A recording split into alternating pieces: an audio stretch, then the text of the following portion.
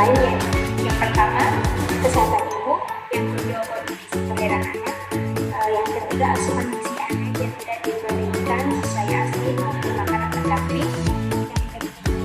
Ada juga akses layanan.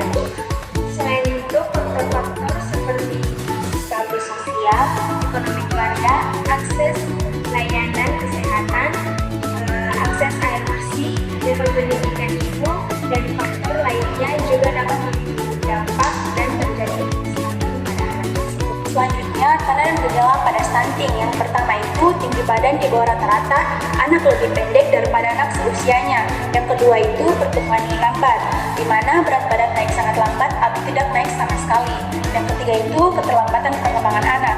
Anak mungkin terlambat dalam perkembangan motorik dan kognitif seperti berbicara, merangkak, dan berjalan. Yang keempat itu wajah tampak lebih muda. Wajah anak mungkin tampak lebih muda dibandingkan dengan anak seusianya. Yang kelima ini kekurangan energi, di mana anak tampak lemas, kurang aktif, atau tidak tertarik dengan bermain. Yang keenam ini gangguan perkembangan otak, mungkin mengalami kesulitan dalam belajar atau memori. Faktor-faktor penyebab stunting. Yang pertama, kurangnya asupan gizi.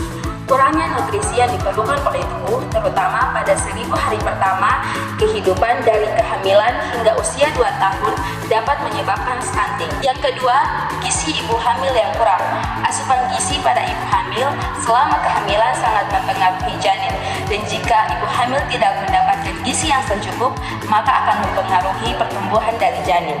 Yang berikutnya, pola makan yang tidak seimbang. Pola makan yang tidak seimbang dan tidak mendapatkan makanan yang beragam dengan gizi yang mencukupi, maka akan terjadi risiko terjadinya stunting pada anak. Selanjutnya, penyakit dan infeksi yang berulang. Infeksi berulang seperti diare dan infeksi saluran pernapasan dapat mengganggu penyerapan nutrisi dan mempengaruhi pertumbuhan anak. Selanjutnya, sanitasi dan kebersihan lingkungan yang buruk. Jika lingkungan dengan sanitasi yang buruk, maka akan meningkatkan risiko infeksi yang dapat menyebabkan stunting pada anak. Yang terakhir ialah kurangnya ASI. Jika anak tidak mendapatkan ASI eksklusif, maka faktor risiko pertama ialah anak akan terkena stunting.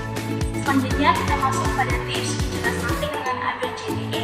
Yang pertama adalah A, aktif minum tablet tambah darah atau TTD. Ini dapat mencegah terjadinya anemia pada anak ataupun pada ibu hamil. Yang kedua adalah B, itu alat hamil harus periksa kehamilan selama 6 kali dalam masa kehamilan. Yang pertama pada trimester pertama itu 1 bulan sampai 3 bulan, itu pemeriksaannya bisa 1 kali hingga 2 kali. Yang kedua adalah trimester kedua, itu bisa dilakukan pada umur kandungan selama 3 bulan sampai 6 bulan, itu pemeriksaannya bisa dilakukan 2 kali. Yang ketiga adalah trimester ketiga, itu biasanya pada kandungan yang berusia 6 bulan sampai 9 bulan. Nah, pemeriksaan ini dilakukan 3 kali selama kehamilan akhir. Yang ke-C adalah mencukupi konsumsi protein hewani. Ini dapat mencegah terjadinya stunting pada ibu hamil ataupun pada anak-anak. Selanjutnya adalah D, dalam posyandu setiap bulan. Pada ibu-ibu hamil ataupun ibu yang mempunyai balita, itu harus datang ke posyandu untuk memantau perkembangan dan pertumbuhan anak serta melakukan imunisasi.